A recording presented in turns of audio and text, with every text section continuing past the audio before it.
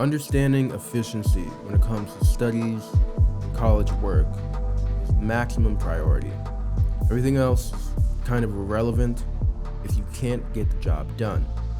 If you can't achieve your task, you can't do your schoolwork, then everything else is irrelevant. So that means priority number one is to be able to focus and concentrate and finish what you start.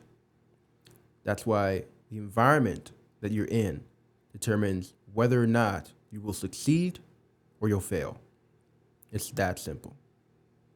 As much as a lot of times people take in consideration the individual and their particular ways of being, it's sometimes even more important how their environment shapes their behavior.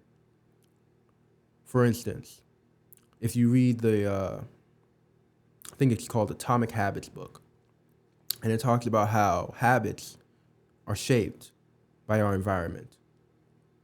If an alcoholic is surrounded by other alcoholics and they go to the bar frequently, every day or every other day, it would make sense that their habits of drinking and problematic behavior be reinforced by their environment.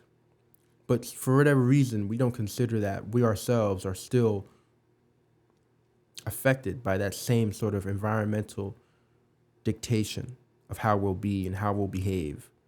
And it's paramount, especially in college and university and any sort of study environment, that you consider that your environment is as important as you as an individual. It shapes what you think, shapes how you see things, and it shapes what you can achieve. When it comes to studying, in my experience, being able to concentrate and focus is shaped by me being able to hone in on a specific activity or subject and get it done. Whether that's solving problems, reading papers, finishing books, writing essays, all of that's super important.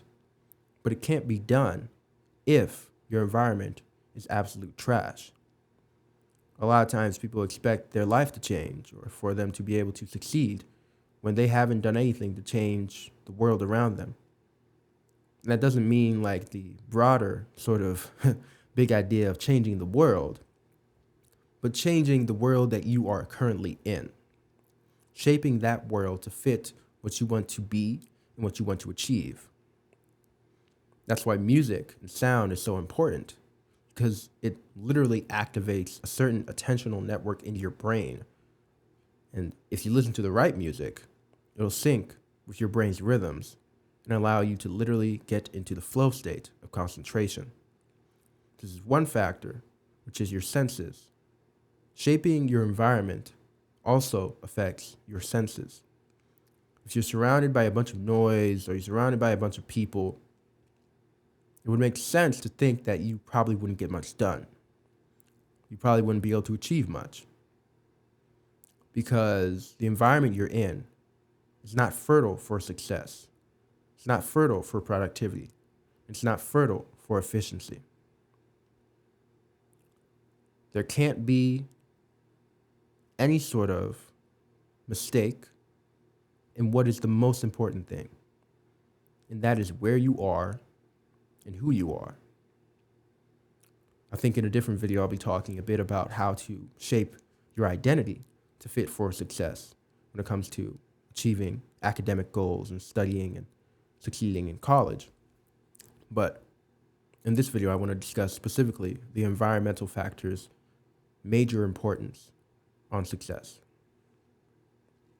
So, I personally use an app called PMA Music.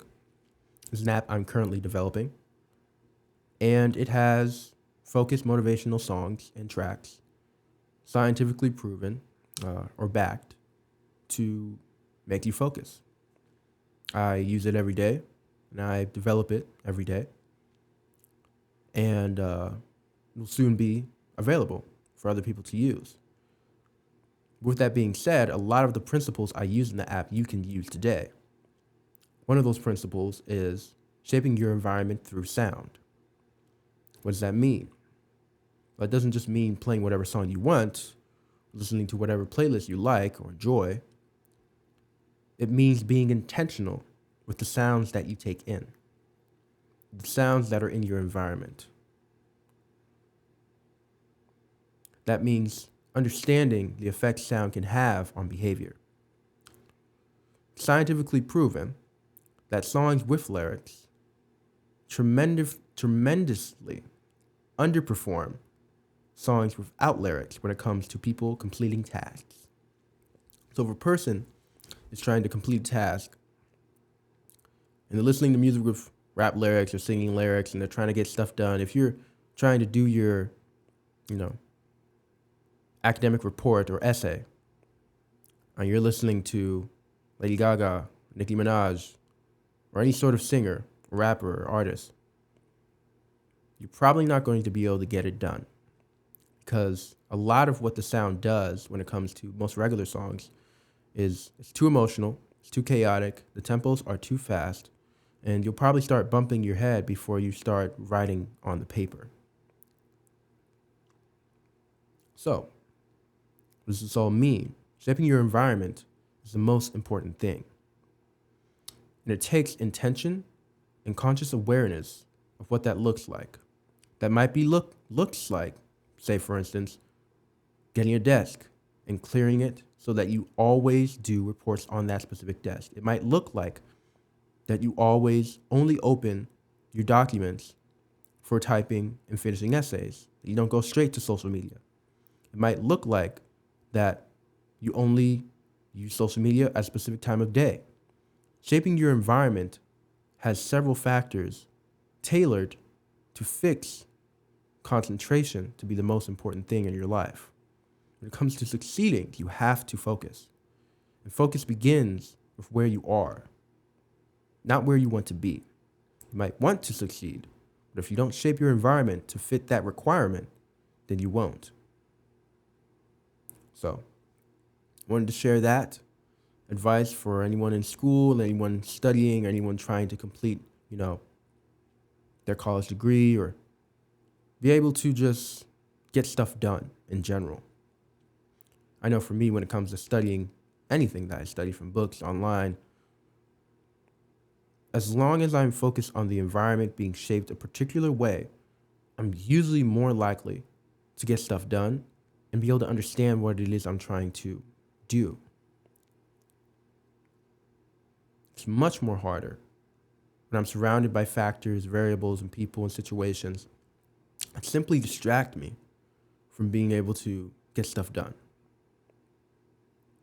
So, like I said, shape your environment, and that includes cutting things out. Cutting out distractions, whether that's social media, videos, people at certain times of the day, certain events. And of course, it takes a certain degree of balance and experience to really know the difference between cutting things out of your life and cutting distractions out of your life. Because you don't want to cut things and people and good opportunities out of your life simply to achieve a goal, because then the goal is pointless if you don't have anybody to celebrate it with. So you have to understand the balance, the line between harshness and strictness. They're similar, but not the same. So I hope this video was helpful to anyone. If it was, be sure to share it, like, subscribe, or even leave a comment. Share your opinion on this subject. This is Proud Mace from Proud Mace Audio, founder and CEO of Proud Mace Audio. Achieve your goals and execute with discipline. Thanks for watching.